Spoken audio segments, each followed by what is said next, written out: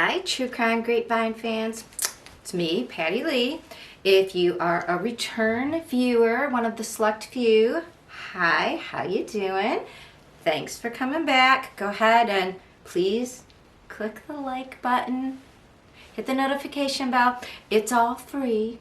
If you're new here, let me just tell you what the True Crime Grapevine is all about. We are a channel. I don't know why I'm saying we. I am the host, Patty Lee. I am your armchair dyslexic detective, and I watch all the true crime on YouTube channels and podcasts and the news, anything about what's currently being talked about in true crime, and I listen to it all week or every 10 days. I distill it for you. And then I let you know what everything is happening so that you can be up on all the true crime news without having to do all the listening and watching and reading.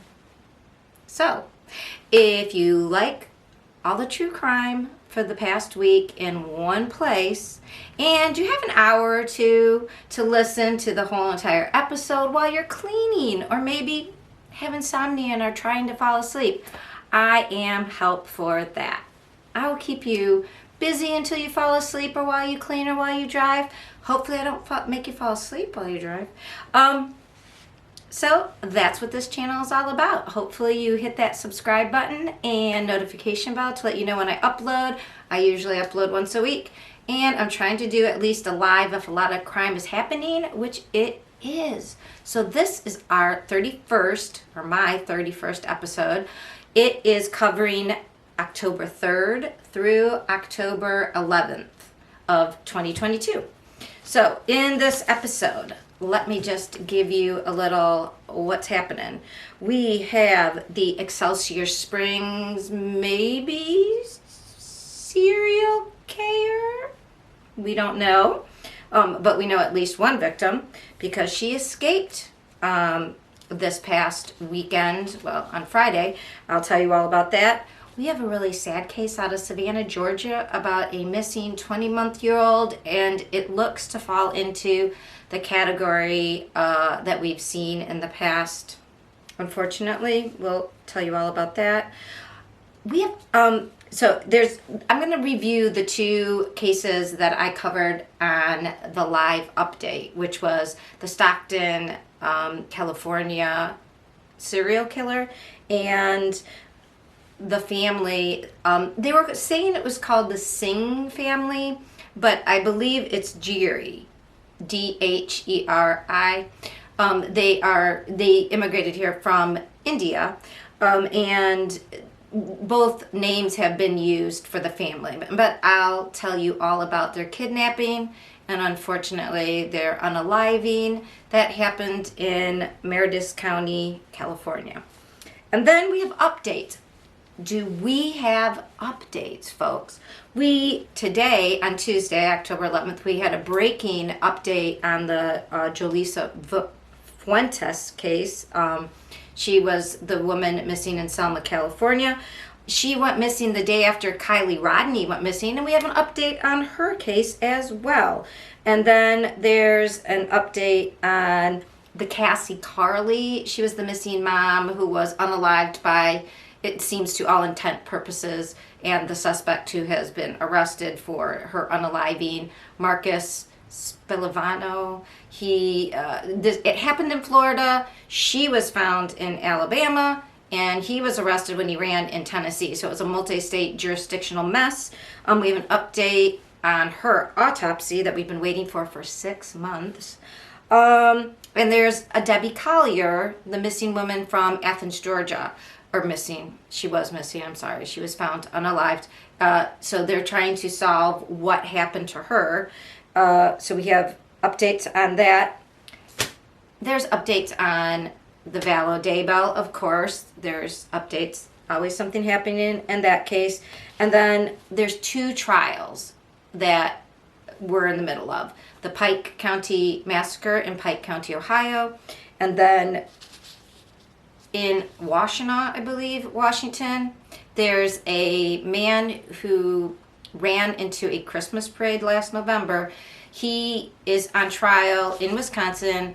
He is representing himself pro se, and I'll tell you all about that hot mess. So those are our cases. It's really an even dozen. It's going to take a while to get through. Sit back, relax. I hopefully will also be able to edit this into sections so that if you only want to listen to one specific case, you can. So let's get going. It's still sober October, even though I was very tempted to have a drink today because of all the true crime news that suddenly hit the fan. I'm just having some apple cider mixed with some mixer, any lemon lime soda that you have, just to give it a little spritz.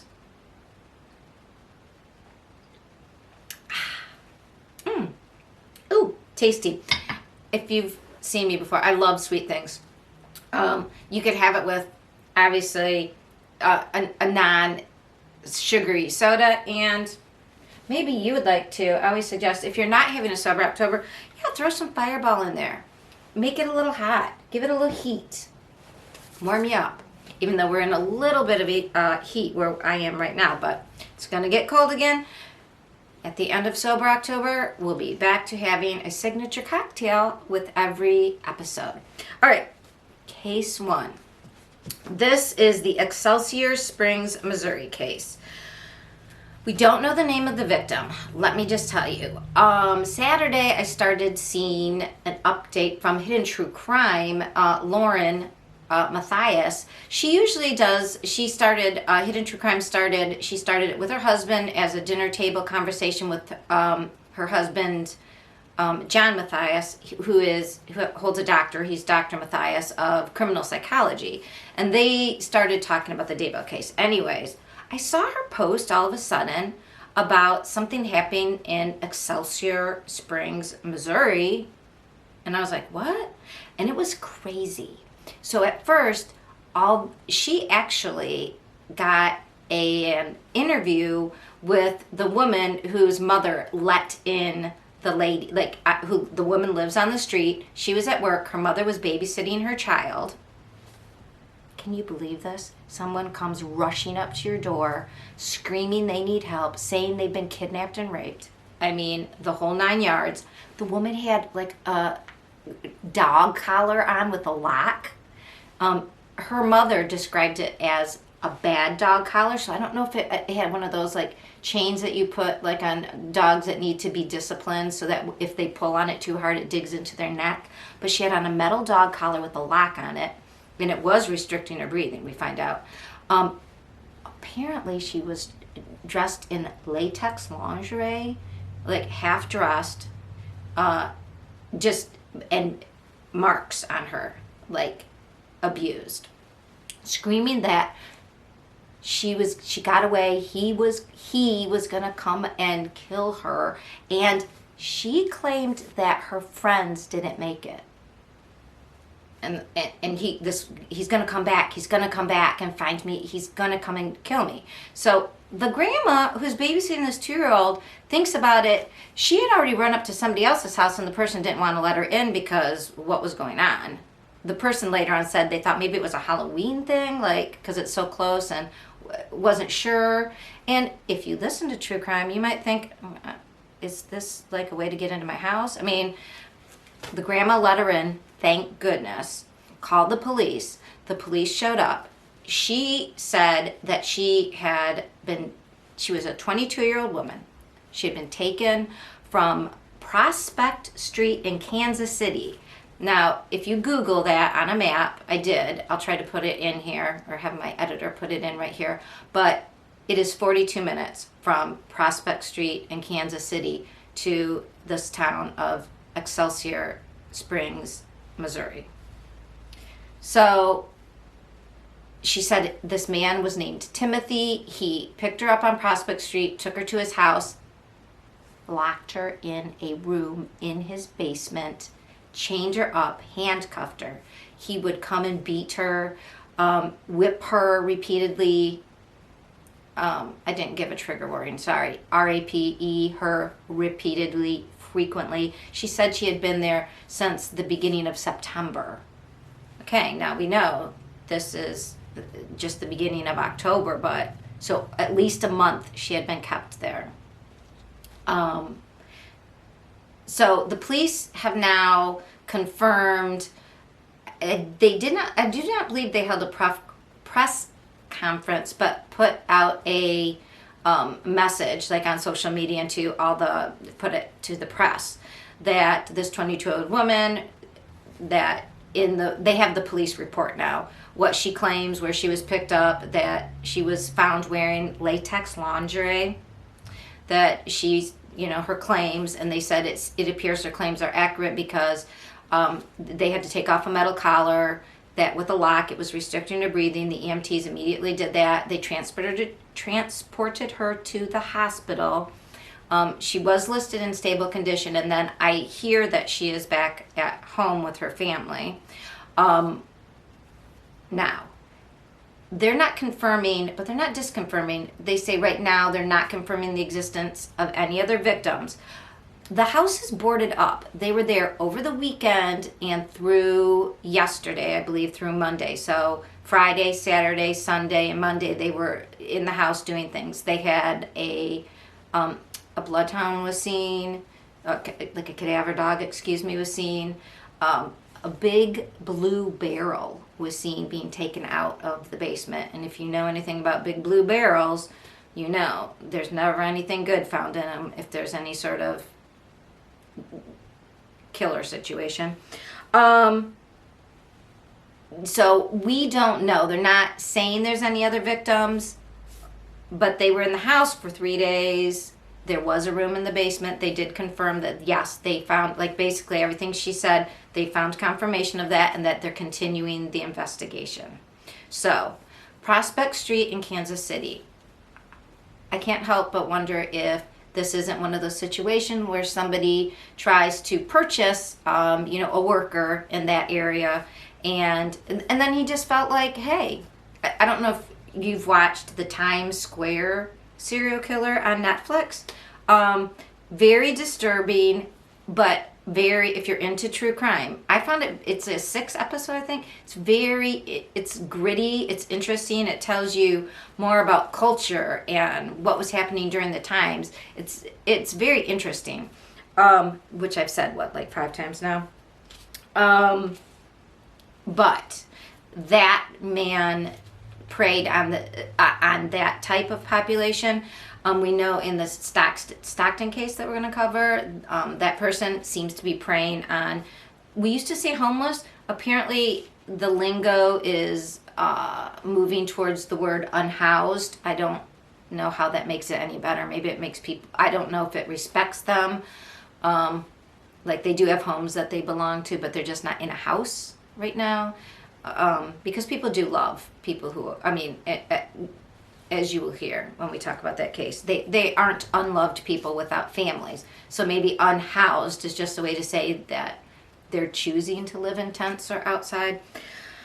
Irregardless, very vulnerable populations. It seems as if this is going to be one of that. The perpetrator, we don't like to give a lot of names. By the way, she left on Friday morning right after he left to take his 6-year-old son to school. He has a son in 1st grade. A woman on TikTok actually said, while I was in a school line, because he was taken in on they found for like some sort of other violation, but he was in his truck. And he had multiple bench warrants. I don't know how people can just go to court and be told to come back and don't, but he had warrants for his arrest in other counties in the area. So they immediately took him into custody before they were checking out the whole situation, which that now he is charged with, kidnapping, the RAPE charge, assault and battery, keeping somebody against their will, blah, blah, blah, you name it, he's got it. But and I guess he fought for custody and won of his son. Lauren Matthias on Hidden True Crime. Go check out that YouTube channel podcast. She also got a hold of somebody who went to high school with, his name is, I'm going to say it once and not say it a lot, Timothy Haslet Jr. And his picture, he's like heavily bearded, he looks unkempt, and this woman said, it was a shock to everybody who knew him in high school. In high school, he was, she went to actually the neighboring high school. So, but she said she knew him throughout high school. He was always like super well dressed. In fact, known for being a good dresser. And he was very talkative. And so she said everybody in their hometown and his little group is like thinking he must have had some sort of mental break. They knew that the divorce that he had was difficult and that he fought for custody of his son and he won, but maybe that had something to do with it. We also know for the past month he had a captive in the basement, and I don't know if he soundproofed that room, but my God, can you imagine what the poor child maybe heard? I don't know. So very odd, very strange. We will hear more about this case, I am sure. So will we hear about more victims? What was in the blue barrel? It seems like they were in that house for a very long time. It seems like the woman was claiming her friends didn't make it. If she was, working in that industry and knew that, did he pick up a couple girls? We don't know. We will find out more, I am sure. So that was our case 1, the Excelsior Springs. We don't know what he is. Captor / perhaps a serial killer. All right.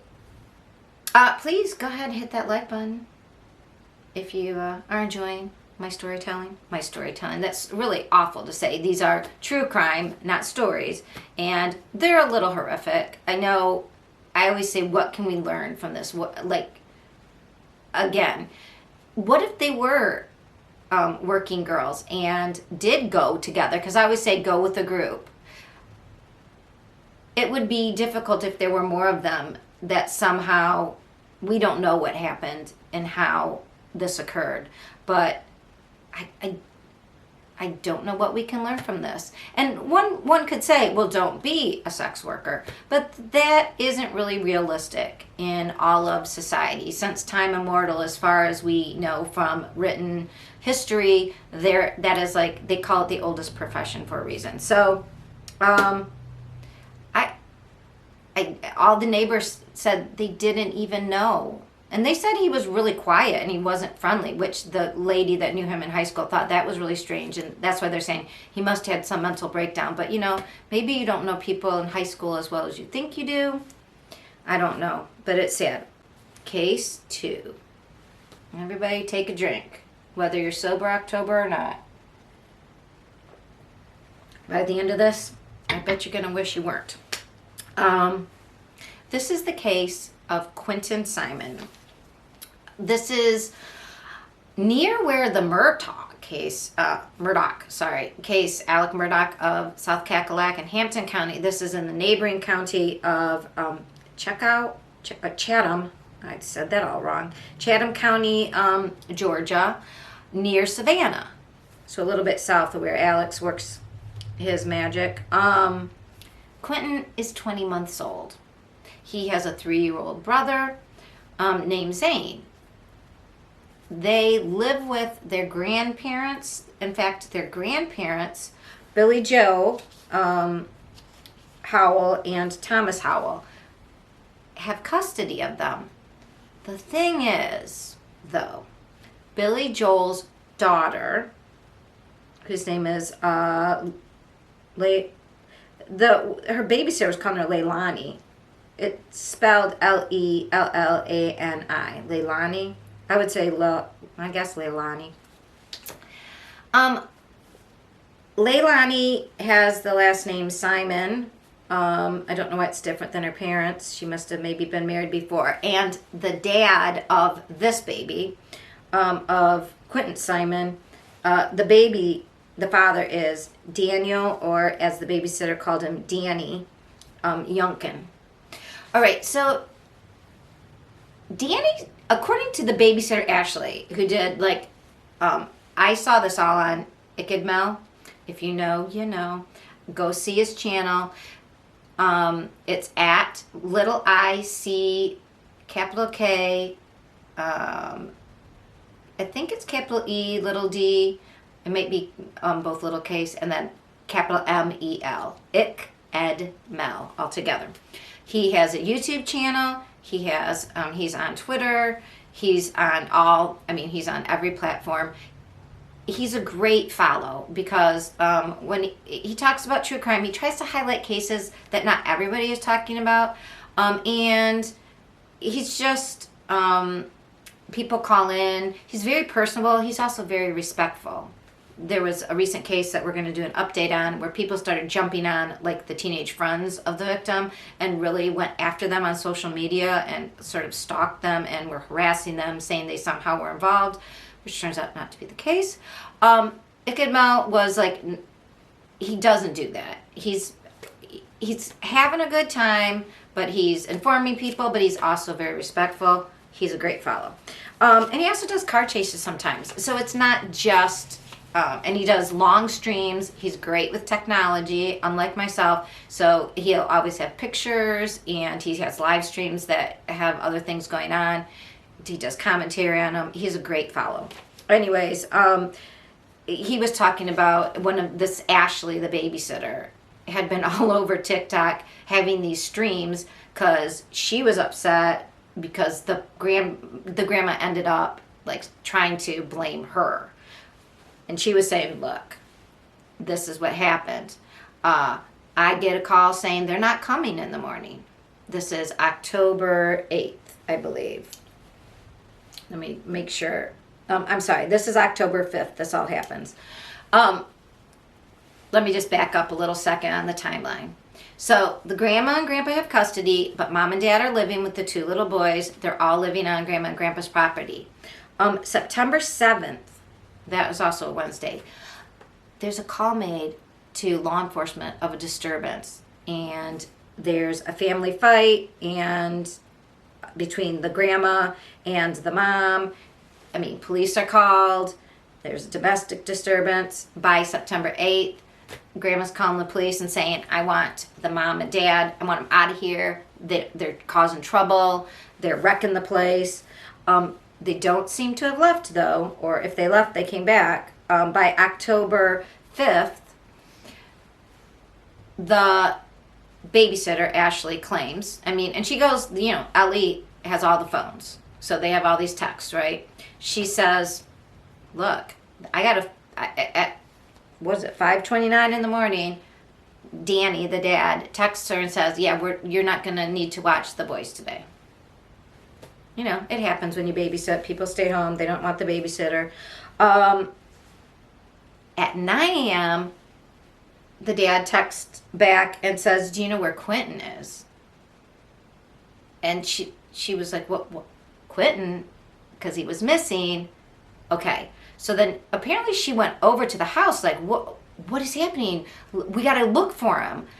Then, after she goes over there at 9:42, a 911 call is made. Now, the mom made the 911 call, and the police have said they're not releasing it because they don't want to hurt the investigation. So, and by 2:30, law enforcement cleared the dad, saying that the father, Danny, is not involved.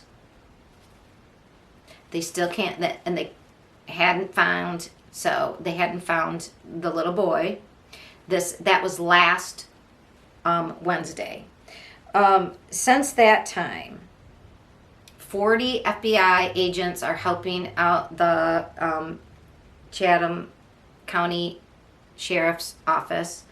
40 agents and personnel. So the FBI, they're all over this. They have digital people going over it. They have all the phones. They've been in the house. Now, yesterday, apparently, they drained a pool. I don't know if it was a pond. It said they drained a pool. And there was also it looked like water was being shot into. I don't know if they were then refilling the pool, but the fire department was there. So stuff went on in the backyard there yesterday. No more news about it. It says, look at me. The family has been heard fighting loudly. Oh yeah, and it was caught on the news because of the missing baby. The news is out looking, you know, how they stand in front of the house when they're making a story, and you could hear screaming coming from inside the house. So what can we learn from this? Okay. I am sure we will hear a lot more about this. And I did see this over the weekend on Twitter. I don't always report right away. I mean, I waited to see how it was going to develop, because a lot of missing children, kids, they like a different, you see just like find this missing child, and then in the next day or two, this child, they were with a relative, they were found. But this, no. And the babysitter was saying things like, when the grandma had them, everything was fine, but the mom, they would like send them dirty. She would have to text the grandma, who was like her friend, and she was saying, look, the kids, they don't have clothes, they're disgusting, they need a bath, I need, they don't have any food. And she said she would be paid sometimes, and then after she was paid on PayPal, they'd be like, oh, hey, could we borrow $30 because of something, like, so it's a little crazy. And then Ikadmel yesterday was live streaming about this, and wow, the family's criminal record came up, and the grandma has a huge record. It's kind of scary for lots of things since the 90s in Florida, and then we don't even know about Georgia. He was just looking. I mean, like, possession, grand larceny, fraud, a bunch of things about driving. That tends to be, like, basically just not following any rules of society. But the whole, I don't know. So the grandma, I guess, accused the babysitter, like, you have my grandkid. And she was like, they didn't even come over today, and I'm over here looking, and what are you even talking about? So looking into the family background, and then the brother, who Quentin is named after, murder when he was 19. Just, there's a lot of inability to keep oneself under control, it seems like. So I don't know, did somebody get mad at the baby? Did the baby wander off? The other thing that I think, like, so what can we learn? I was trying to remember a local case, and it must have happened before there was like all the, the internet coverage of news, but I know a grandmother had custody of her daughter's child, and the daughter came over, and she was letting the daughter still be with the child, and the child died. So I was trying to look that up. You would not believe there was like 19 cases in Dayton, Ohio of children given back to birth parents and then unalived. And I'm like, whoa. That's what we can learn. If you can't, have custody of your kid, usually you've had a couple chances before that happens. That doesn't happen very easily. I don't know. And if they give the custody to the grandparents have to keep the kid away from the person they were taken away from, or at least supervise very closely visits, because this seems to be a common happening. So what can we learn from this? If you get custody of a child, you are in charge. Do not give that child back to the person that they were taken away from. It tends to somehow always be a grandparent with, especially grandma, with a daughter. Like, they want to do right by everybody. I don't know, and they're probably a little bit tired, because 2-year-olds are it's a handful, right? Anyways, the babysitter was saying this child, Quentin, she called him Monkey, which Ikadmel also remembered. Isn't that what Michael Vaughn's nickname was? Yeah, a lot of little boys, very active. They're so cute, they're little monkeys. Yeah, so now we have another little monkey going missing. And it's been a week now. The worst, like the best of this worst thing is, did she sell the baby? That would be the best case for the baby. I don't know. It seems like something else happened. And I don't know why the father texted, if that was even correct. if that was who texted saying the baby wouldn't come. So that is what we know so far. I'm sure we will hear more about this second case about Quentin, little Quentin Simon, 20 months old, really cute baby. Let's hope he's safe. It seems like one of those stories, doesn't it, folks? All right, we are up to case. Look, I had a hard time there with my finis. Case 3. Raise a glass. We're moving right on. Let me tell you a little bit about the 2 cases in California that I spoke about in my live that I didn't get to talk a lot about yet. So if you don't watch, my lives don't come up on the same playlist, so I'm just going to include it this week really quickly. There were 2 cases. So case 1, the Stockton serial killer. There, let's see, what day was it that they actually found? Hold on a second. I have to think.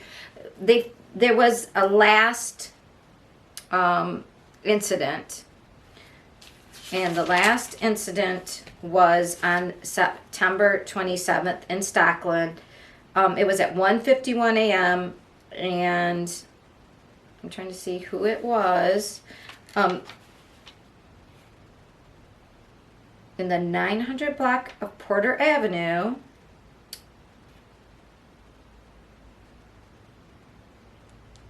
I cannot find which person this was. This last person. They did ballistics, and I don't know if they had been doing ballistics in Stockton, California, but we heard last week, about a week ago today, or tomorrow, that the ballistics came back to like 7 other cases. 6 other cases in Stockton, and 1 case in Oakland, California, and that was the first case. There were 2 cases in 2021, and then there was like this break, and then they picked up again this year in the springtime. I'm sorry, no, in the summertime. So there were 2 April 2021 cases, 1 in Oakland, California, and 1 in Stockton. And the one in Stockton then, that person lived. That was a woman. They've all tended to be Hispanic males, except for there was 1 white male. There was 1 woman, but she's light-skinned African American, and she even said, I could be taken for being a Latino male. You know, she's built a little bit bigger, and she kept her hair really short because she was unhoused at the time. This actually, she said, turned her life around, but she was living near, she had a storage unit, but she was living near the railroad tracks in Stockton. She was in a tent. She went back there. She heard the train coming, so she knew it was around 2 a.m. Like when the train, if you live by trains, you know, like you kind of know when they come by. As the train was approaching, so when nobody would really hear something, this person, dark hoodie, dark clothes, came around the corner and was just like right at her. And she said she knew, like, to the side of her there was a big fence. She said there's no way she was scaling it. She couldn't make it up. And then behind her was there was a field, but you know, behind the train was coming through. She said the only way she knew to get help would be the road, and to get out to the road she had to go past the shooter. So she started to run past the shooter, so she sort of rushed him, and he got down, and she said into like a movie star stance, but other people were explaining it, no, like a military stance. So they think maybe the suspect had some military police training, because they got down just like they teach you to in a defensive position and kept shooting. She was shot 9 times or 10 times. It was unclear exactly, because 1 grazed her, but many times. She fell out into the road bleeding out. The person disappeared. She was trying to get help. Eventually, thank goodness, somebody did stop, took her. She was hospitalized. But at that time, They didn't connect the ballistics to the Oakland shooting that had just taken place. That was like within days. So in Oakland, a man was shot and killed this was 2021 on April 10th. So this is like 5 days later. This person attacks her. She's in the hospital. This turned her life around. She detoxed in the hospital. She felt like she lived for some purpose. On YouTube, there was a clip of a TV show where they like congratulated her and thanked her for because she had more information about what this person looked like, how they dressed. There is a little video clip. They think of the person, and I think it must have been the 21-year-old, I believe, Jonathan Hernandez Rodriguez. He might have been the one where they, because I believe he was shot in his car in Stockton. It wasn't the one in the car. This man was shot on a sidewalk between, maybe it was Mr. Cruz, between the, where the cars were parked, and there was like a fence and an apartment complex. This person walked through, like, by the apartments, and there was a camera there, and they caught a picture of him walking. It looks as if he has a slight limp on the right hand side. And Duty Ron, one of my favorite channels, because he has on experts and everything. He and his compatriot retired. I don't know if Ed Wallace is still retired. I think he still works in some capacity for the New York City in the like criminal forensics division. But he was talking about maybe the gun was clipped to his ankle, and he walked funny because, you know, if you have something strapped heavy to your ankle, you will walk very heavily. But walking away with his hands in his pocket, again, a dark hoodie, just like the woman described.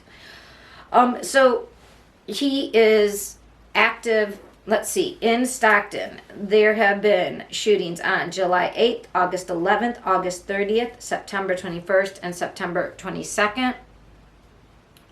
As far as we know, we haven't heard more. There is a reward of $125,000 if you know who might be doing this. Most of the victims are Hispanic. Most are unhoused. So this person either, you know, the whole thing about profiling is people tend to stay within their own race when they kill. So if that is accurate, it could be a Hispanic man himself.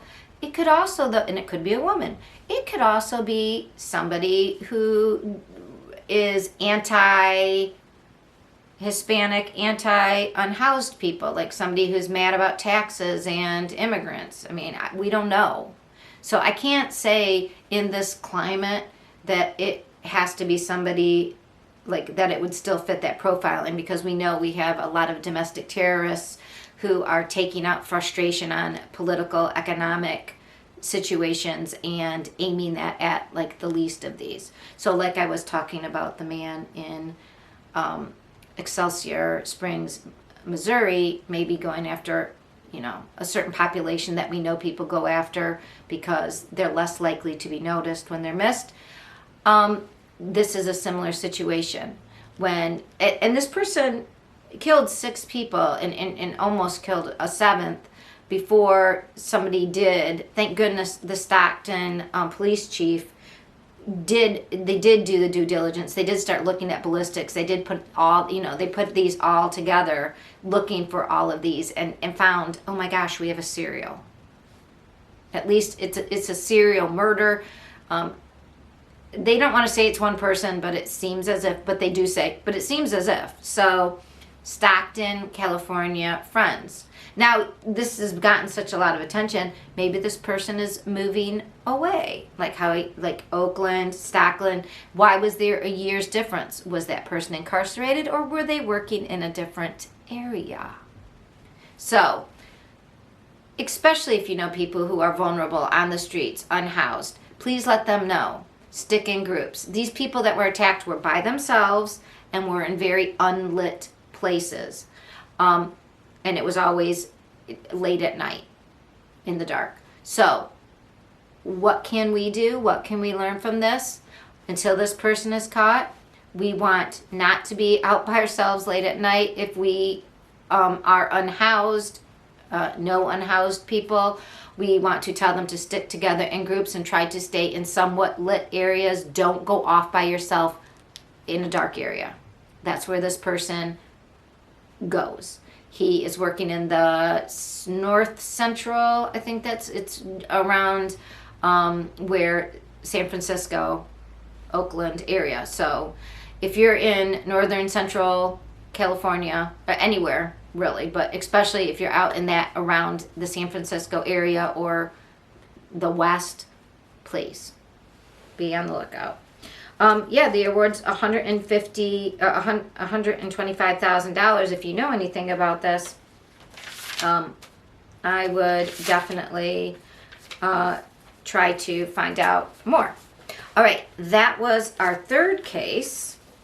Our fourth case, let me get to it, that I also talked about on my live. So this is case number 4, if you're keeping count. And you know, if you like what I'm doing, go ahead and hit that like button. Subscribe. It's free. Maybe you'll be the 100th subscriber. Here's to that. Okay. This other case that I did on the live, and we also have some updates on it, is the case that happened also in California. It was in Merced County. It's not a lot, like it's not a violent place. The Tcgv family, it says that they just started this new business, so they must have had an older business, because they said there was a long rift with this gentleman that ended up being the suspect. But the family had started, they were doing a trucking business. So there was a trailer that was their main base operations, you know, kind of like a double wide.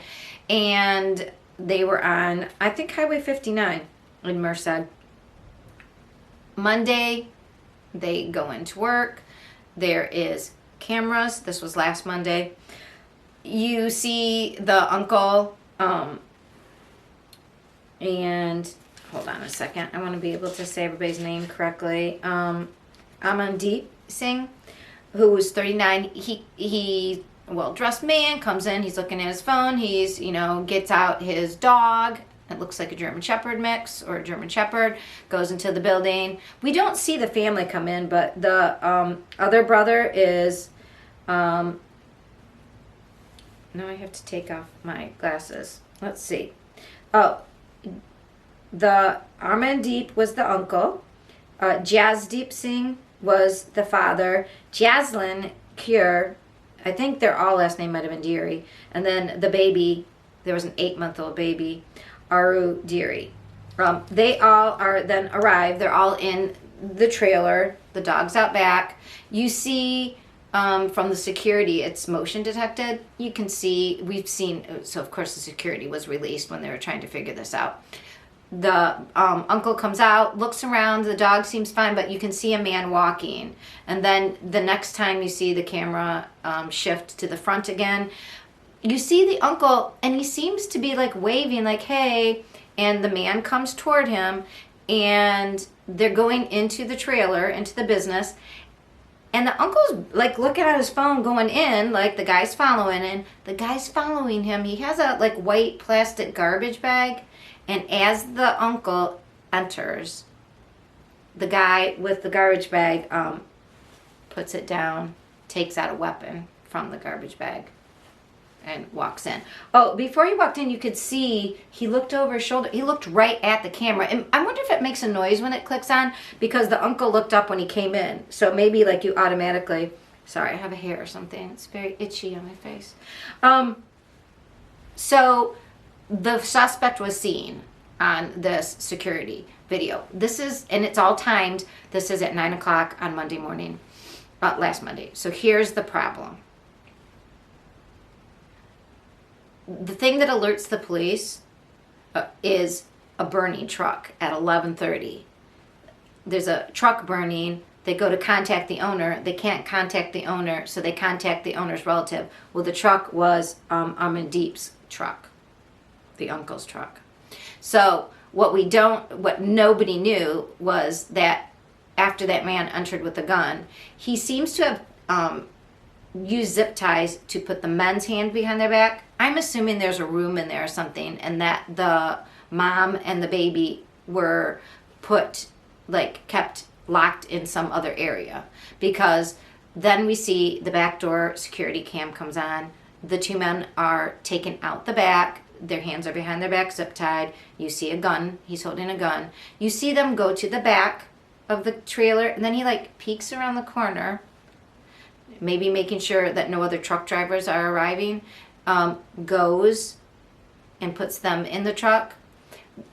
There's nothing that happens for 6 minutes, and then you see, so it's I don't know if I think he leaves in the truck, but within 6 minutes he's back.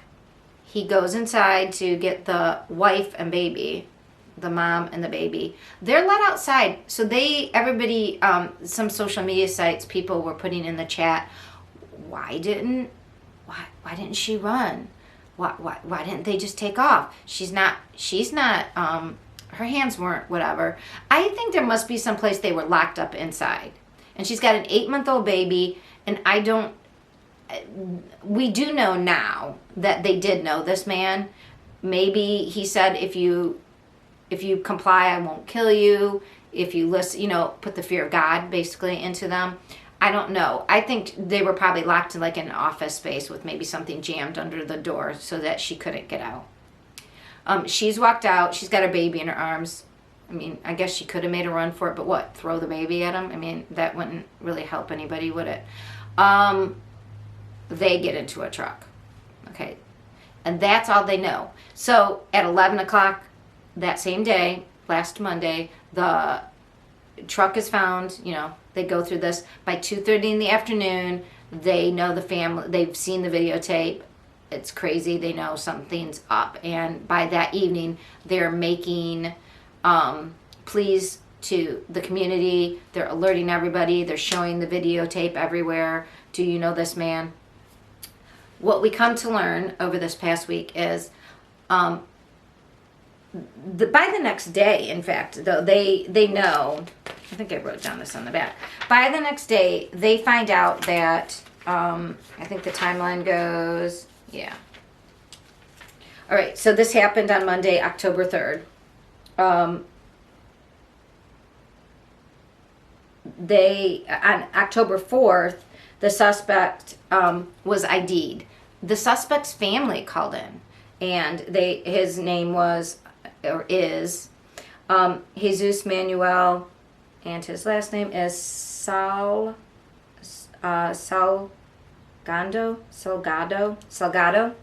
Okay, so Mr. Salgado had a history. So what we know on October 4th, the next day, is he's under medical sedation because when the police went to his house after his relatives called it in, he tried to unalive himself. And so he had to be medically sedated because he was going crazy in the hospital. So he can't tell them anything. They can't even ask him any questions. They know that he has a history, and they say, we think this was financially motivated. This man had a robbery before. Oh, the day before they did say the family's ATM card was used, but it was used in 2 separate places. So they're thinking, oh, there must be an accomplice because it was used at the exact same time at different ATMs, the cards of the family.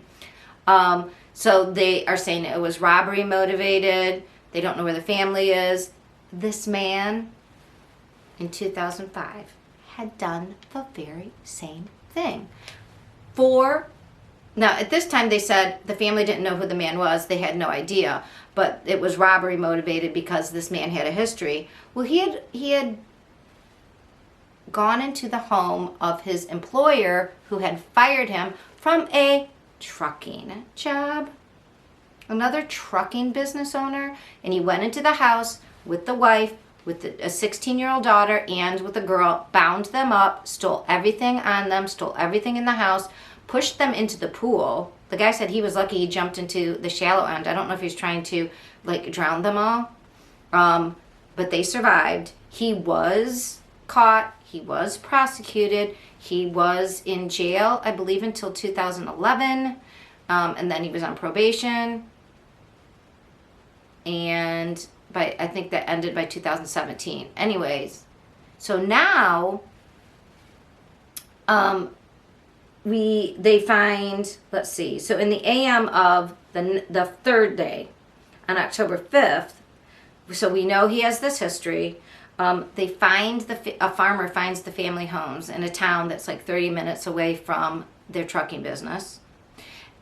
And by the PM, the man does wake up and he lets them know where the family is, and the family is unalived. We don't know exactly how. I mean, we know it's a homicide. We don't know how he did it. The baby, he couldn't bring himself, I guess, to hurt, but just left her out there, so she died of exposure. Nice, right? What a freaking idiot. You could have dropped up an 8-month-old baby, can't tattle on you. If anybody ever does anything, you take a baby to a hospital, a fire station, or just drop them, like go into a store and leave them. Somebody will find a baby. You don't throw them out in an almond orchard. And the police said a farmer they were like cleaning the orchards for the end of the year. That family might not have been found. They said, pretty much all close together. But how horrific for that poor baby for as long as that took, like over a day, to just be sad and cry and not know what was going on, and to eventually just go to sleep because of dehydration and the weather. Unbelievable. What a horrific thing. So this guy, yeah, he's obviously got problems. So yeah, he was booked into jail on the 6th, and then he was ID'd. They did some more background. So he had worked, apparently, not only, this is what I don't understand, he worked for the family because he was a trucker. It said, though, I don't understand this, that they had a long-standing dispute with the family that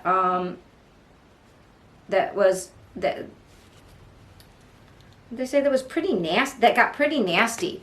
Okay, at first I heard he had worked for them and they fired him, kind of like the other case. I don't know if the police were getting mixed up between the two trucking stories. Maybe they were thinking that it was long-standing. I don't know, because the family didn't even recognize him. So again, in the first, I mean, this is still within the first month of this all going on, but it's still horrific. He did work for him, though, and they did fire him, just like with the other people. And apparently he doesn't take well to being fired, so he decides to rob and unalive people. So yeah, he's obviously, while he has, we're going to say he's innocent until proven guilty by a jury of his peers, to all normal people, it looks like he was the one. But remember those two charges? Yes. So on October 7th, Salgado's brother, Alberto, was arrested. He was arrested for getting rid of evidence and for helping. I think he must have been the one to burn the truck, and for helping with the ATMs. So, I mean, the truck must have had, I'm sure he unalived them in the truck and there was blood evidence, I am assuming. That's just me assuming. So, yes.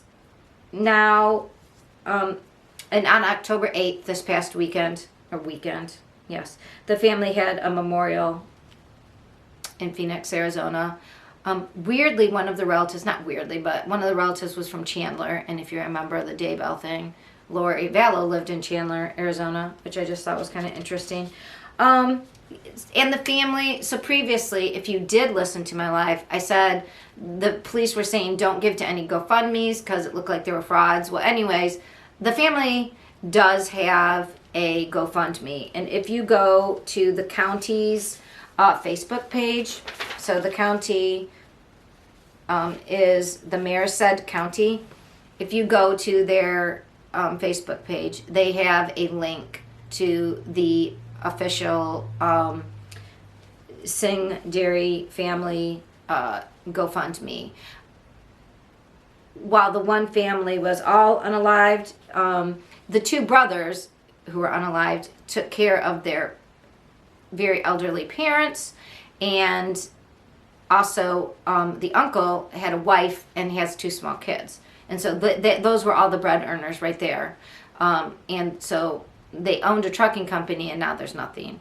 And so people are trying to help that, because this has to take care of the two children and the wife that was left behind and the boy's parents. So if you can give, that's great. I just wanted to correct that there is now an official GoFundMe, but please make sure you go through the Merced County, California district's website so that you can get to the official one. And I think ICIDML also has it linked. So that was case number 4, right? Right. All right. Everybody, we're now up to case 5. Take a drink. All right. For case 5, I think 5, 6, 7, and 8. Kind of. We have some updates here. So case 5 is an update that happened. Good thing I waited to the last minute, because it's sad, but it's also nice that the family knows what happened. We have the case of an update on Jolisa Fuentes. If you remember, Jolisa Fuentes went missing on August 8th, the day after Kylie Rodney went missing. But that same weekend, she was last seen at almost 4 o'clock in the morning. She had stopped to get something at a gas station, and then she was seen walking back to her car and pulling out south. She had called her sister twice. I think once at like 4:15, and then again closer to 5 o'clock in the morning, but her sister was sleeping. And I'm sure, her sister, let's all, if you pray, send good vibes. I feel so bad. I know it's horrible when you miss a phone call and then something happens. And then she disappeared. And her last ping was was near, I think it was near Pine Lake. They said she liked to drive northeast of the city, going up this area where people went out and went to Avocado Lake, and there was this Pine Lake.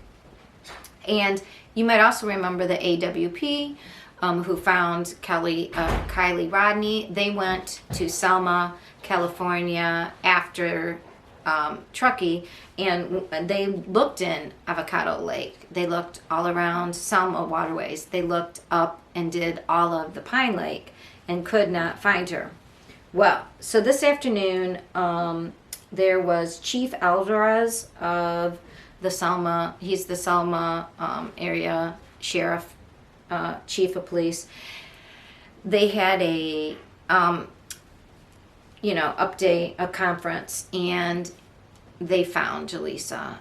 They found her car. It was a single car accident. It was north of Pine Lake on a very windy mountainous road, and it was right where there was a bend.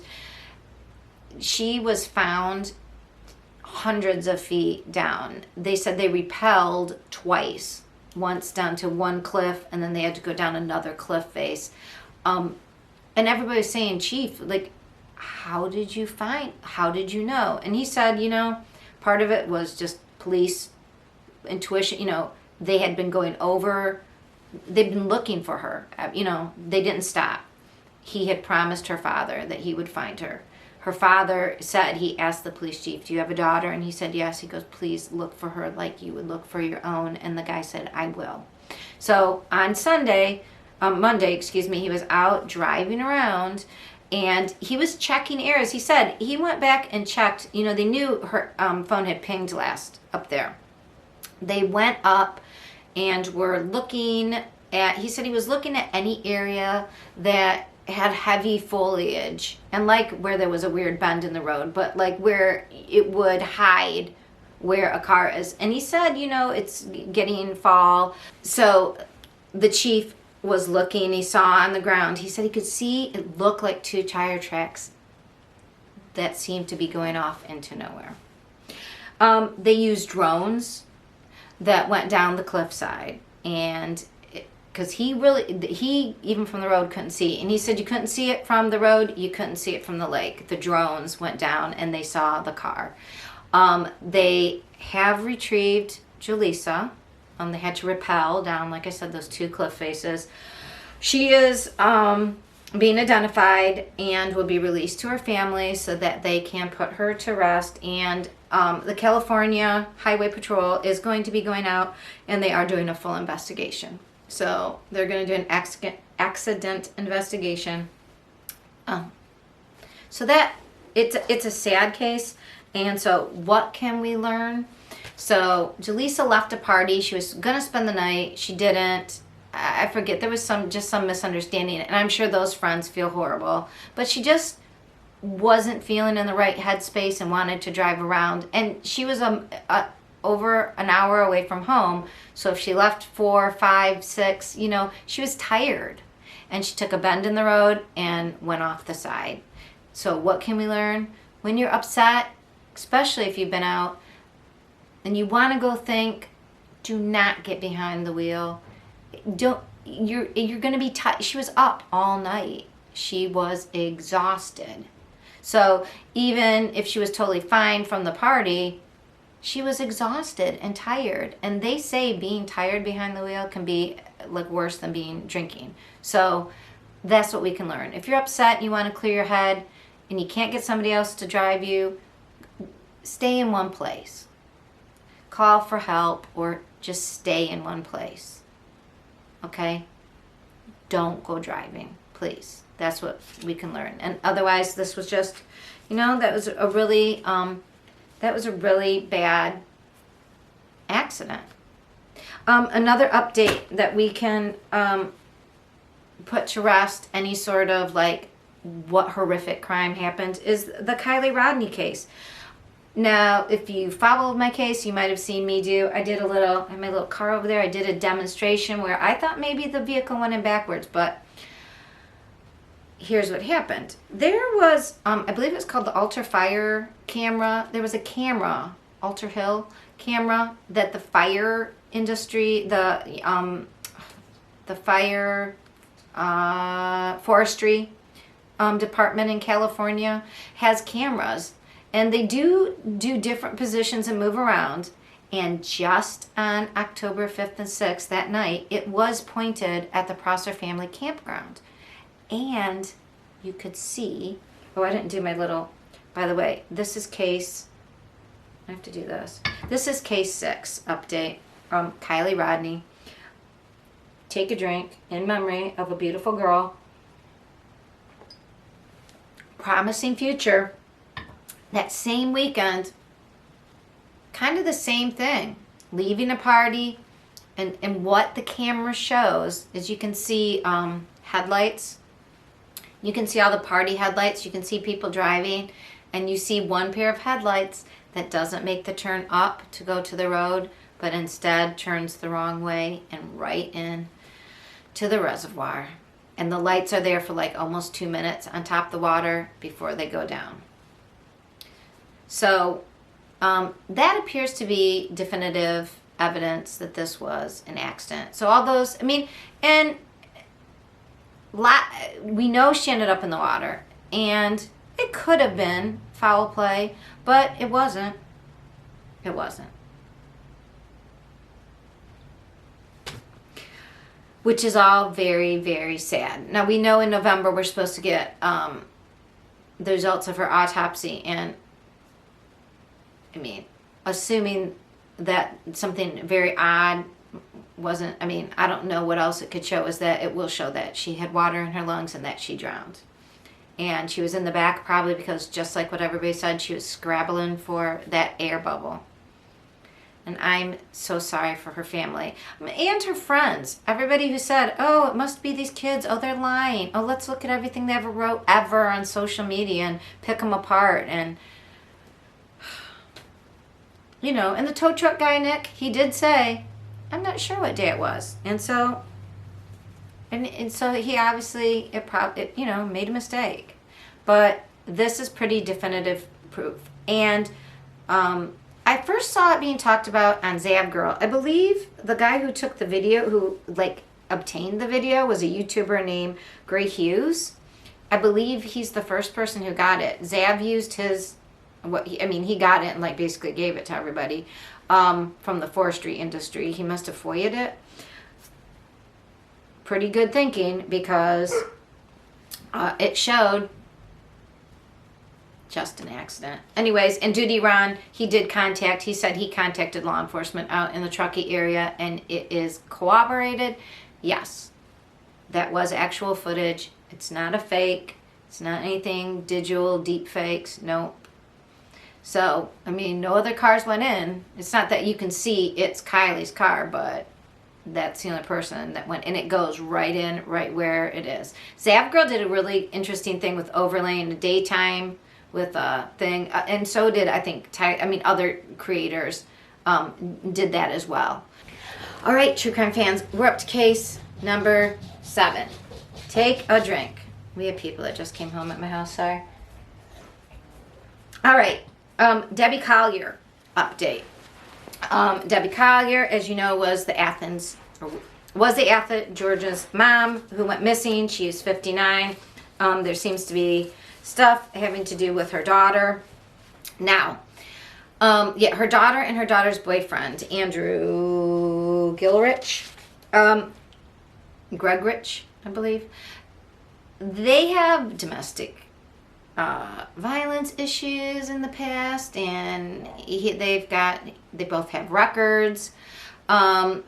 She had moved away to Maryland and lived with her brother, I believe, and then recently, right before Debbie went missing, she moved back that Thursday. She was back in town. Friday, apparently, she took took her daughter Amanda and the boyfriend out for a lunch, and then Saturday was the day they went missing.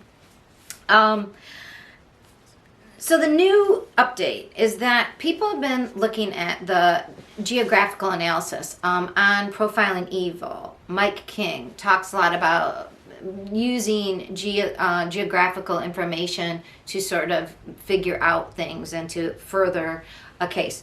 And he talked about the fact that between Athens, so the big question is between Athens and Clayton, Georgia, where this Dollar General store was, she passed 12 other Dollar Generals. It was 60 miles away.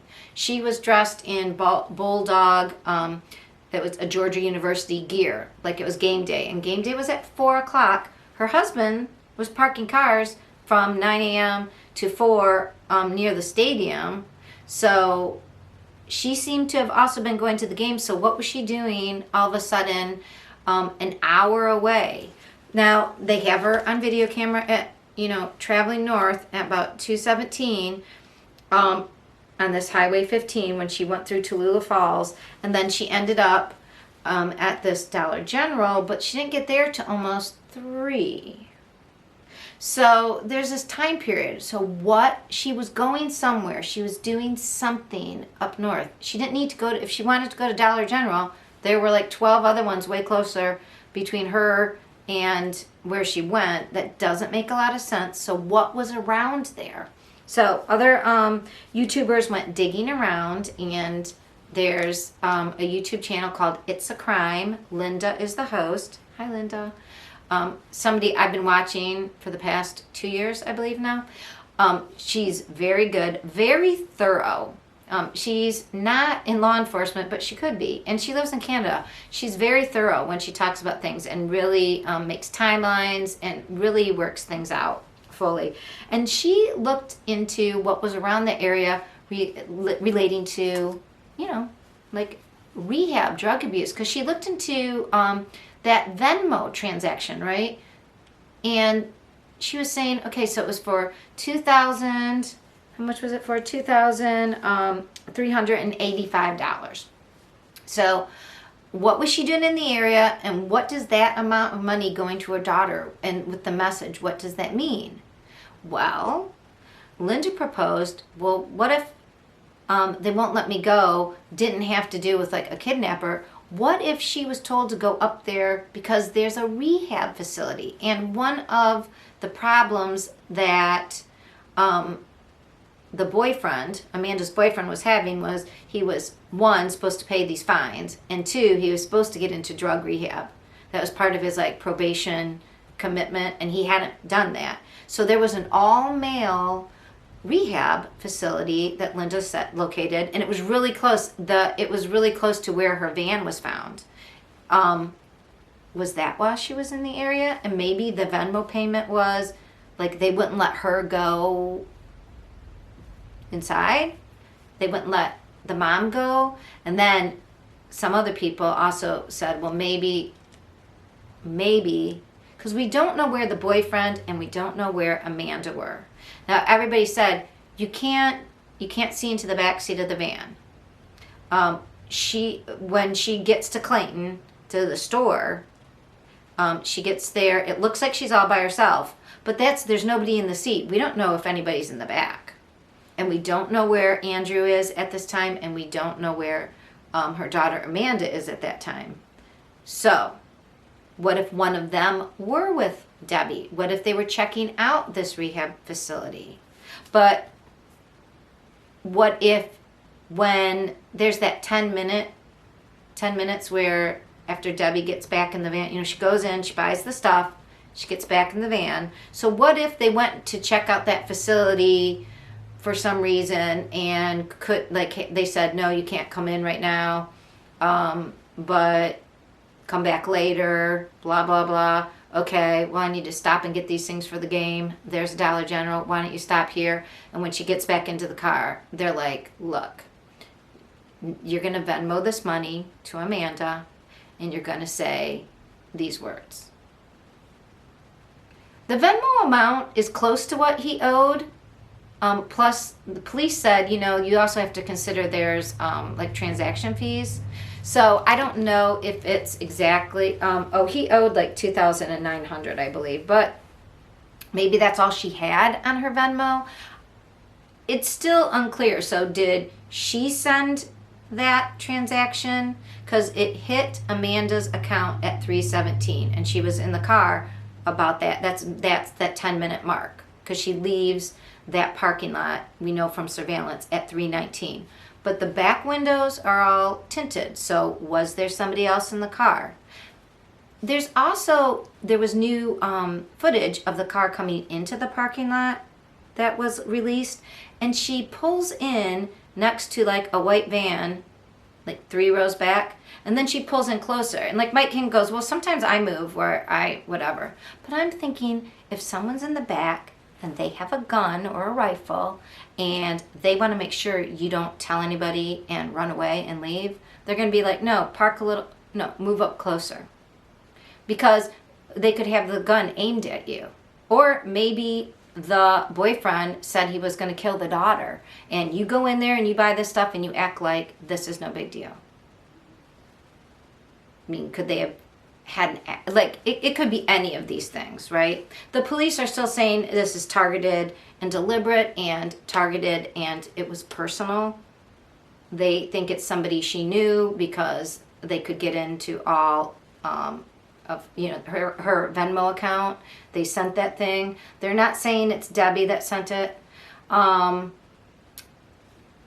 So they're saying it's somebody close to her. We do know her husband was at the game. He came home. Now, he says he got home, he left wherever he was, but didn't get home until around 6 o'clock, or didn't call, I guess, maybe the police. But the daughter got that Venmo with the weird text message at 3:17.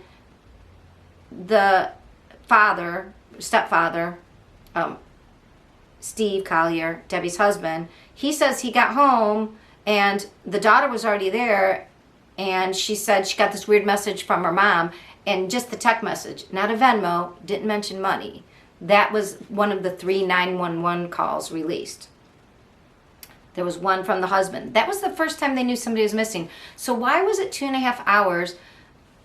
And why was she told the husband to call. She didn't call immediately. Isn't that a little weird? Like, if you got that weird message, they won't let me go. Now, the police say they won't let me go. That was all to throw off the police and make it look like somebody else. So since it was sent to Amanda, I mean, I don't know. Where was Andrew? Where was Amanda? They're not saying where they were at this point. They have Amanda's phone. They have Steve's, they have everybody's phone. And they went through Amanda and Andrew's home. It's weird though. They were only there a day and a half, like 2 nights, Thursday night, Friday night before this all went down. And suddenly the mom's gone and missing. And she's got almost she's got $2,000+ in her account from her mom who disappeared. Anyway, the police spent 6 hours in their home. We don't know. There's no arrests right now. We don't know anything. But one thing that they did say, I believe, hold on a second here, was of those 3 911 calls, it was first the husband, which they said it was weird. Oh, the second thing that the police sort of like let out, they're like saying, so Debbie, they said at first her cards and her purse are at home. She just has her phone and her keys. No, at the store she's seen using a card for the transaction. And she is wearing a purse. Now maybe it's a different purse, but the police said if the card used at the store is the card and it was back at the house then by 6, how'd that happen? Like they said they know that Debbie was killed sometime between like 3:30, 3:40 that Saturday evening all the way up until like a little bit after midnight on Sunday. Now, I looked up about rigor mortis, and because Debbie was found holding on to a tree, laying on her back, like grabbing up. She was in a ravine, grabbing onto a tree branch, and she was holding on to it, which means she was still in rigor mortis, which means I think that she died a little bit later than right after that 3:30, 3:40 time, because it takes like 8 to 9 hours, I believe, after death to go into rigor mortis, and it holds for 8 to 9 hours. I will look that up again. But it works out to be they found her by the next afternoon on Sunday. They found her by Sunday afternoon. For her to still have rigor mortis, which I believe she would have to be if she was holding on to the tree, because otherwise everything would loosen up and I believe she would have slipped. That's just my opinion. I'm not a doctor. I'm not a death investigator. So take that for what it's worth. But, I mean, we don't know how she was unalived. They did find bullets, full jacketed, unspent bullets around the scene.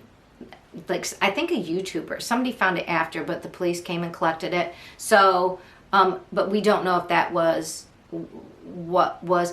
Oh, I'm sorry. I think they did say that she had a gunshot to the head. Is that right? But they weren't sure. I am sorry. I don't remember that. I don't know if we're still waiting on her autopsy. I know I had this written down.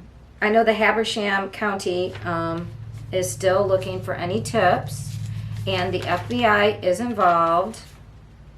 So anyways, they did find that unspent shell. I don't believe they know if it's related or not. But what's interesting is the card. If that card made it back to the house in that 2.5 hour window with the daughter, I don't know. It's weird that she didn't say anything for 2.5 hours, right? I don't know. I don't know. It's weird that her mom gave her money, then disappeared. And very strange. All right, so that was, I believe, 7. Our 8th update, look at me, I have to do it backwards, right? 5, 6, 7, 8. Our 8th case update. Take a drink, whatever you're drinking. is Cassie Carly. We had an update today. Again, like and subscribe if you would, please. Thank you. Cassie Carly was the mom who was missing at first last, I believe it was April. She was in Rosa Beach area in Florida. I want to say Rosa Park Beach, but I don't think that's it. She was making a trade-off custody drop-off with her ex. And her ex was known to be a little, like, she didn't really want to be alone with him. It was a public area, but it was right when it was going to be dark, and it was kind of desolate. There weren't a lot of people there. And there was a picture that we saw later from a condo where you can see he has his work trailer with his truck, and the doors open. It looks like he's putting somebody in his trailer. Cassie was found a week later in the barn, buried in a shallow grave. And the house was one that her ex, this Marcus Spinavola, was helping rehab. So he had a connection to the property. And he was looked at, and they did see the daughter. And she was supposed to be with her mom. So her mom's missing. The drop-off never happened. He just took the baby and went to his job in Alabama. Then, as soon as the police come and speak with him, check on Sailor, the baby, they're going to come back with a search warrant. I'm sure he figured that out. He took the baby and took off and ran. So he was caught in Tennessee. Again, this is a multi-state district problem we have at this point. We have been waiting for the autopsy results, which we all were like, okay, it's a homicide. How did he do it? Did he give her some drugs? How did he knock her out? How did he, unalive her?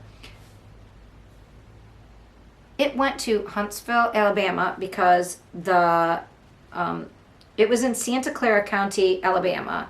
Dennis Russell is he manages a funeral home, and he's been the elected coroner there for 20 years. Barbara Butcher was on, again, I can't say enough good things about Duty Ron. He had Ed Wallace, which is he's also like a CSI New York City retired officer, as one of his experts, but he had on a death investigator from NYC, retired Barbara Butcher. And she was explaining, number one, the big takeaway is death investigation system in America, like many other systems, is broken.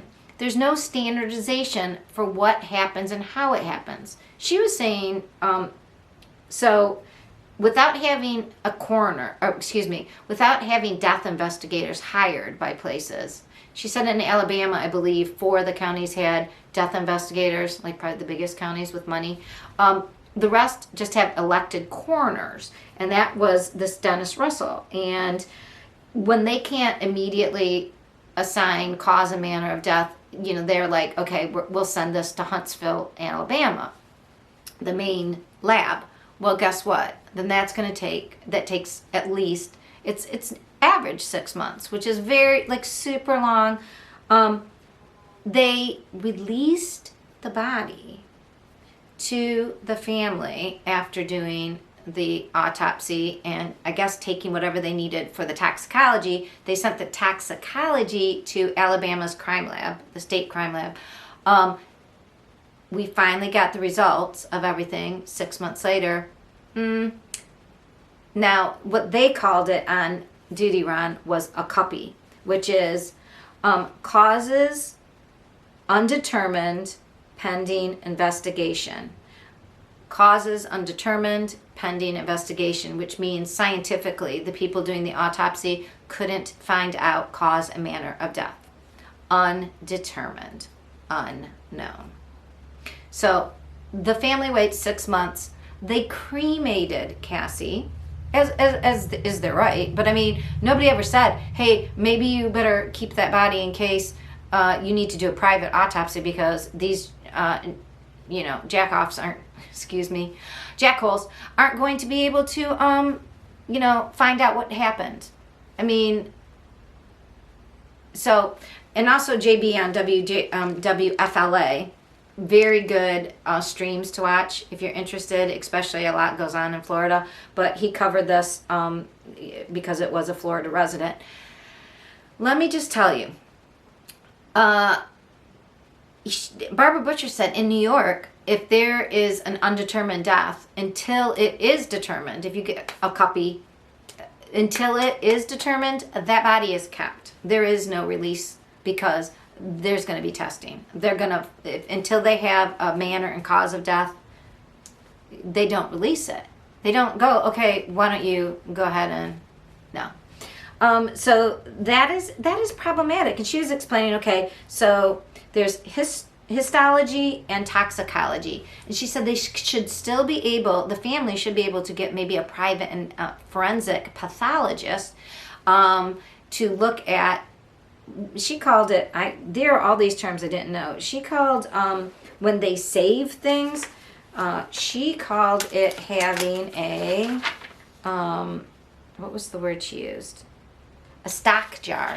So histology is when they take chunks of flesh out of every major organ and then they cut it very, very thinly and put them all on slides, and then you can look, use a microscope and look at it very closely, because she said some poisons react differently and hide in different parts of the body. And then the toxicology is fluids. You can get fluids. Some of the best purest fluids, she said, is from the ocular area, from the eye, because it's pure, it's sterile. It's a good place to get fluids. Also, blood from femoral arteries, blood from the heart. All these things, if they kept these things, they can do these further testing. She said sometimes, though, it's a one and done, especially on the fluids. They don't keep everything. She said hopefully they've at least kept blood. She goes, but that ocular, from the vistula fluid, she said that would be, hopefully they've kept some of that, but who knows? The family, I guess, is going to have to ask to see it, and hopefully there's enough to do. She said the histology, the slides, should have been kept. Hopefully they can do that. But she said it's all based on money. They can do panels for, she said, usually on every autopsy they do like abused drugs panels, alcohol panels, but they don't always do every single poison. They don't, they're not always looking, every panel is more money. And if the state doesn't want to do it, they don't do it. So is this finding of unknown cause and manner of death a problem? Will her killer go free? Or her suspected, alleged killer, her baby daddy? Well, no. Why? Because a copy, as it said, is a cause undetermined pending. If anybody knows what pending means, it means waiting until something, investigation. So, no. The police, the four causes of death are like accidental, suicidal, natural, homicide. She was found in a shallow grave after being abducted. We know she was abducted. We know she was found in a shallow grave. We know that he ran from the scene. We know that it was a property that he was staying at. 2 + 2 = 4. So I don't think we have a lot to worry about here, but he is not going to be helping anybody. And so hopefully we can get more testing. Hopefully your family can. I don't know if they're going to start a GoFundMe or whatever. Okay, that was, I think I said case 8. This would be 9. Case 9. Am I up to 9? Take a drink.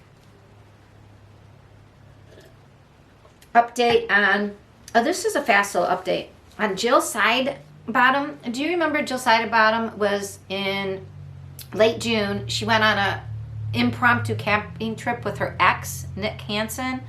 and Nick Hanson's daughter with her, Lydia, but she was supposed to be moving in with somebody else, and it was all crazy. And then supposedly Nick called, like the police did make contact with them, and Jill said she was fine, but nobody really talked to Jill, and nobody talked to the baby. But Nick said, and the police said, no, we made contact with him, and she says she wants to stay with them.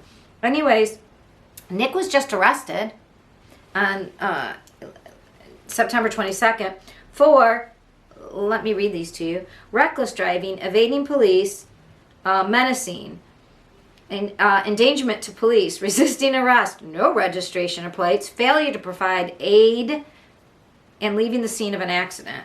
I don't know if Jill was hurt in the accident. I guess Jill is back now.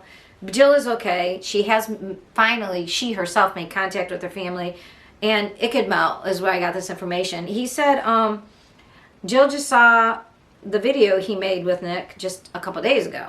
So I guess we'll hear Jill's side of the story. Ikadmel did say that he got somebody who didn't want to say their name, but was saying like, no, Jill messes around with these, like plays men off to get things. Plays both guys against each other. I don't know if that's true, but I am telling you, as I told you every time I did an update on the Jill Sidebottom case, was why weren't we hearing from Jill? The fact that he was telling the police, like, no, she wants to stay. You want to stay, right? I mean, it all sounded like he was somehow, maybe he wasn't keeping her captive, excuse me, but it kind of sounds like, I don't know. I don't want to believe that she was a party to this whole thing. I don't know. He seems like a really weirdo guy, and he's finally arrested, and now she's talking. So funny how when he's arrested, she starts being able to talk. I don't know. We don't know. That one is still a mystery. Okay, that was case 9. Now we're up to case 10. Case 10. We're almost out of our cider. Our sparkling cider with Sprite. Okay, this is an update really quick. What I'm going to be doing, I think, a live on this because this is the Vallow Daybell case. We've had 2 big things that have happened over the past week. As you probably have heard, Lori doesn't feel okay. She seems a bit incompetent. Maybe she needs to go back to the mental health facility where she can have her hair done again because her roots were kind of showing, right? She's not going to be on TV. She's probably bummed about that. I don't know. This all seems very convenient. Chad, meanwhile, has been filing severance papers again, and he wants his trial now to be October, like in a year, and he wants to be his trial to be next fall in 2023. So it works out really great that Lori's not going to be available anyways in January. I mean, we were just getting ready. Remember, by October 14th, they had to have their jury questions. And now, suddenly, Lori doesn't feel well. And Chad wants to wait longer.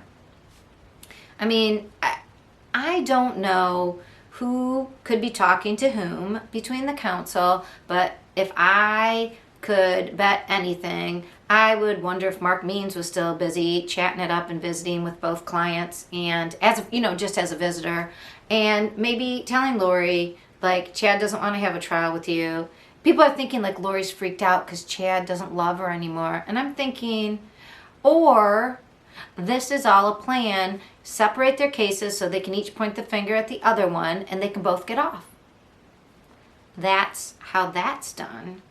And how can we sever the cases? Oh, well, if Lori's going to be indeterminately insane and incompetent, then Chad can wait longer. See, it just keeps everything separated. So from what I understand, Lori she hasn't been found incompetent, but she is probably, at this point, she's being reevaluated by some outside source. So we're going to see about that. I would bet everything I own that she is a master malingerer. If you don't know the term, this is just my opinion. I'm not law enforcement. I don't have a criminal psychology degree. I only have typical human development. But I almost have a PhD in that, everything but the actual dissertation. So let me just tell you, she reads to me manipulative.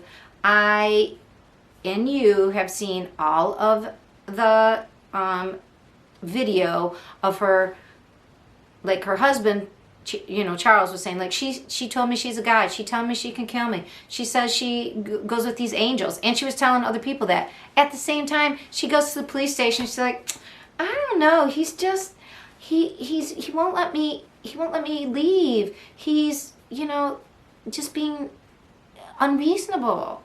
She didn't say anything about like, oh, he's Nick Schneider, and she knew he was just her husband then when she was talking to police. I mean, she can lie to police. Oh no, oh, this is my brother's friend. Oh, if she knows to lie to police because she's done something wrong and doesn't say religious stuff then she's faking it. In my opinion, this is just for entertainment, edutainment value here on the True Crime Grapevine. I am not saying, she still needs to be found either guilty or innocent by her peers in a jury if we can get her there. But she seems to have learned a few tricks along the way, in my opinion. Lori Hellis is starting her own YouTube. I will, by the live, be able to tell you what if you go to Lori Hellis on her Twitter account, she has her new YouTube name. It escapes me. I should have written it down. Sorry. But I'm very excited about that. I signed up for her Lori Vallow story email, like the update that comes, because she talks about all the legal stuff, and I'm very interested in that. She's going to be before Judge Boyce to argue about unsealing past motions on October 13th. Steve Reich at Crime Talk talks about how important it is to have transparency, and he's going to be looking and seeing what Lori Hellis does too. I will be watching to see what he says and what she says, and it is going to be interesting. So we have that to look forward to. Okay, that was 10. Now we have 10, 11. All right, take a drink. We are up to our 2 trials. The Pike County trial. All last week, there were a number of individuals from the people who were surrounding the family. So this is still the prosecution side. They had Frankie's ex-wife spoke. George's ex-wife, Tabitha, was a witness. It was a very interesting witness. A man named Jeffrey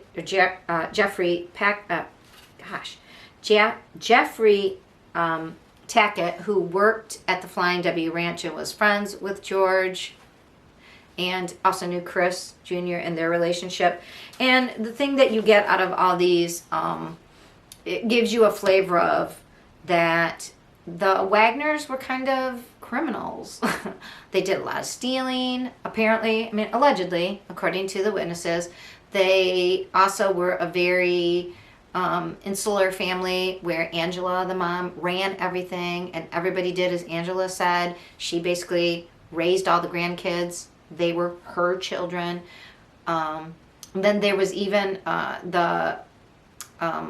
there was testimony by officers who did the search warrants of the Wagner's property. After the Wagners stupidly ran up to Alaska, dumb move on their part, left all their stuff in trailers, and while they were gone, the police got search warrants and went through all their properties, went through all their trailers, and found like the 3 ski masks. They found in a bag the trail cams that had been missing from the rodent's house. They found matching bullets. They found receipts from Walmart for shoes. They found, everything basically to tie the Wagners to. They found fake custody papers that not only had custody for all of George's kids, but also fake custody papers for Sophia with Hannah's signature that was forged. And that is also how they brought in Angela's mother, Frederica, She got in trouble for having her signature, although later they said maybe that wasn't really her signature. But both their mothers, Angela's mother and George Sr., Billy Wagner, who is not on trial yet, his mother, both got in trouble for these forged documents. It's a little insane. The whole Wagner family, like they were busy stealing semi parts, and they were, Billy Wagner stole, it's insane. Let me just tell you that. So, and then today they talked about the Walmart shoes, how they tracked him, with the receipt. The shoes at Walmart prints matched the bloody prints in Chris Sr.'s home. So that trial's moving right along. Prosecution is doing a very good job. I can't even say that it was a thing landed, but the defense tore apart Tabitha. I mean, basically, I think all they did was show why Tabitha was with George Jr. and why she was willing to put up with the crap in that house, because she had been abused as a child. And basically, right as soon as she was 18, was placed into the Wagner's house before she was married, put under their control, basically, under their watch. I mean, as a senior in high school, that's gross.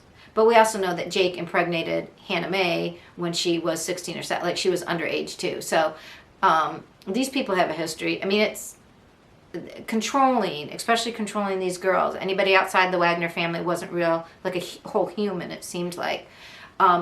So he was like, oh, so you got abused in your house? Oh, your mom didn't tell anybody that your stepdad was doing that? Oh, no wonder George didn't want your kid around. I'm like, dude, you're not. That doesn't make the Wagners look any better. You're beating up on this poor girl after she already went through this traumatic situation with her ex and his crazy family. I mean, I don't know what he thought he was doing, because whatever you say, all the defense questions about George were, but George wasn't like the other ones, right? Jake blamed everything on George, right? George isn't as bad as the rest of the Wagners. But the thing is, his mommy had to come in and scratch his back to sleep even though he was married, kicked his wife out of the room so mommy could tickle his back to sleep. But he wasn't one of them. And George went along. Maybe he didn't pull the trigger, but he was there. He was aware. He knew. And he never told anybody. In Ohio, that's called being an accomplice. So I don't know what the defense is. I don't know what they're trying to do. Yeah. I don't really get it. So we'll find out more about that. The other trial. Okay, so that was 11. And now we are to 10, 12. Last case. Drink up, true crime fans. We are almost finished with the true crime news. It has been a busy week or so. The last case, if you have been watching True Crime News, you have heard about Daryl Brooks. Y'all, I don't know what to say. I watched because I saw a man undressing at the table, and I was like, what is happening? Okay, so Daryl Brooks, this is not funny. I think it said, it's really sad. Let me just back this up. Daryl Brooks, on November 21st, I believe, of last year, at the Waukesha, I have to look how to say this. It's in the Waukesha. Waukesha, Wisconsin, at the Waukesha Christmas Parade, but it was held on November, I believe, 21st. He had been fighting with his girlfriend, who was staying at a shelter to get away from him. He was fighting with her in his vehicle and at a park, and she gets out and leaves. He's hitting her. She leaves. He ragefully drives his, look at me, it is alleged that he ragefully drives his SUV, red SUV, down the street into the parade route, through a police barricade, running in and smashing in and killing 6 people. Let me tell you, the 6 people, let me tell you their names. He killed Jackson Sparks, who was 8. Virginia Sorensen, who was 79. Leanne, I have to do this. Sorry, people. Leanna Owen, 71. Tamara Durand, 52. Jan Coleridge, 52. And William Haspel, 81. So, yeah, he was arguing. He began striking her. She got out. She called her friends for help. He soon after drove away into the parade route. Okay, now, it says, reports indicate that Brooks suffers from mental health issues for which he is supposed to be taking medication. If you are old, like myself, you might remember in your town seeing a state mental hospital. There used to be one in my town. In the 80s, though, they stopped getting funding. They used to be funded specifically, federally, given to the states just for state mental hospital funding. But then in the 80s, it was changed into a different type of funding so that that money just went straight into the state. And the state could decide how to spend it. And can you guess that they defunded mental health? That's what happened across the country. Because they didn't have to, they just didn't. And if you want to look when homeless or unhoused people started becoming a problem, it directly, as mental hospitals stopped getting funding, homeless people started going. It's inversely related. Why? Because most of the unhomed and the unhoused homeless people, they want to be outside because a lot of them have mental issues and they feel better. They don't want to be like penned up. They want to roam. They feel uneasy being like it. I don't know why, but that seems to be a commonality, and that's why in homeless encampments you see a lot of people that look disturbed. They used to be in state mental hospitals, but a certain portion of our government that believes in not funding anything for social reasons, they defunded mental hospitals. And so the homeless population and anybody needing help, schizophrenic people, the kid in the person who shot up the Joker movie, do you remember him? He had gone to his university, I think he was a grad student at Denver University or Denver College, Boulder something. And the woman knew he was schizophrenic and he was untreated. He then went into a full first run at midnight show and with an automatic weapon, which is a whole nother issue I won't get into. But that's the thing. You can't have guns available to anybody. And also, by the way, people who need to be in mental health facilities, there's no help for them. And people will say you can't get mental help. It's very hard. There's not enough. You just can't, only the very rich can find help. It's not like it used to be. It's very difficult. And so that aspect is part of this aspect, because let me just tell you, this man is acting like a fool in court, but because he has his constitution, it's funny, he has his constitutional right, but he calls himself, and Google this shit, a sovereign citizen, meaning he doesn't believe he is sovereign unto himself.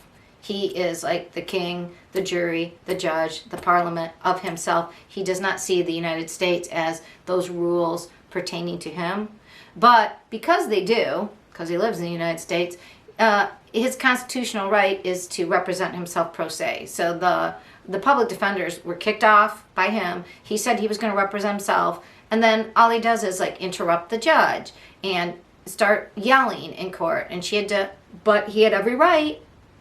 So she used precedent that had been done in other courts, and she just moved him to an adjacent court where she could mute him, but he could see the other table, he could see her, and he would like take off his clothes, shout, turn his back to the camera. That is what has been going on. And then you look into, so the whole history of this thing. So that happened, the actual event happened on, let me get this straight. I think it's November 21st of last year. We're in week 4 we're in the first week of this trial. It just started. And we've had so much problems just getting to witnesses. And he is cross-examining his own victims. And basically he just says, like, did you see the driver of the vehicle? And they're like, no, it just hit me. It was a red SUV. Like, he was stopped. They know it's him. But he says to his victims, did you see the person driving? Do you, like, oh, the other thing is he doesn't say that he doesn't admit to his name. He says, I refuse to be called by that. I'm not answering to that name. I don't know. It's a whole, excuse my language, shit show.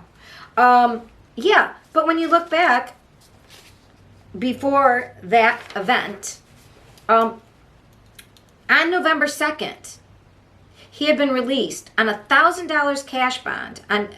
He was released on November 16th, but the act on November 2nd was he ran over his girlfriend with his red SUV because they were arguing. Does this sound familiar?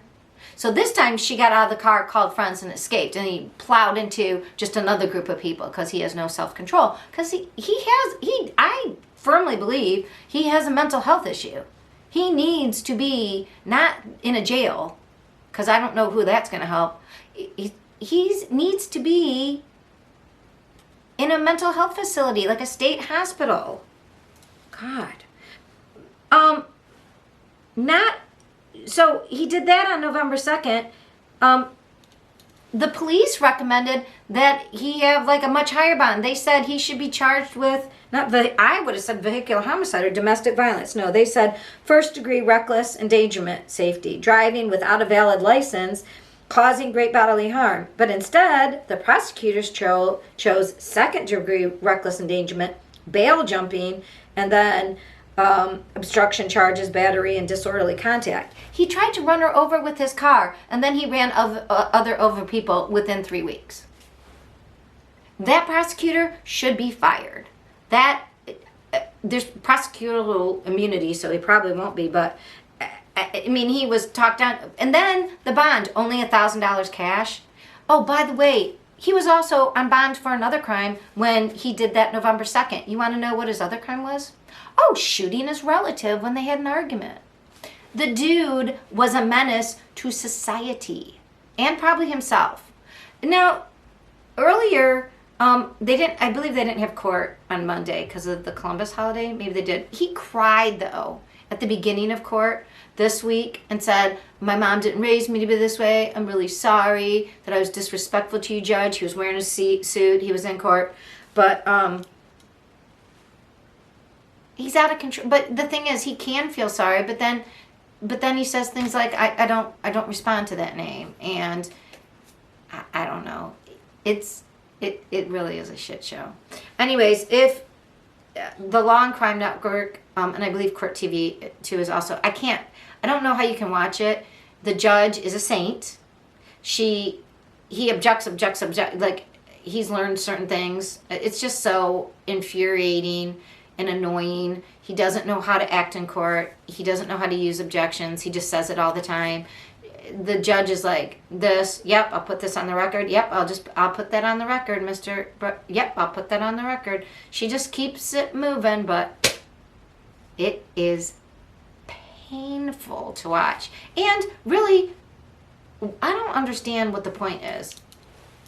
Ugh. He's got ineffective counsel, but you can't say that if you represent yourself, so for sure he'll get whatever. It's just insane. So that was our last case. That was 12, an equal dozen. True crime fans, if you like me telling you what happened with True Crime of the Week, maybe it helps you fall asleep. Maybe my voice just bores you to sleep. I don't know. Or maybe it keeps you company when you're doing your activities, driving places, maybe. Please like, subscribe. That would help my channel. It would be nice if you want. If not, just remember, please, always go into the woods with a buddy, right? Make sure you talk to your kids and love on your kids. Check in with your relatives. If someone's having a mental problem, try to get them help. Let's try to love each other. Don't forget to register to vote.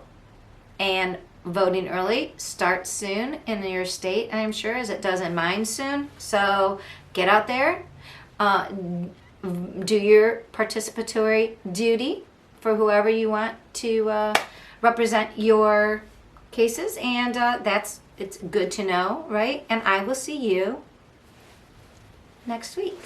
Bye.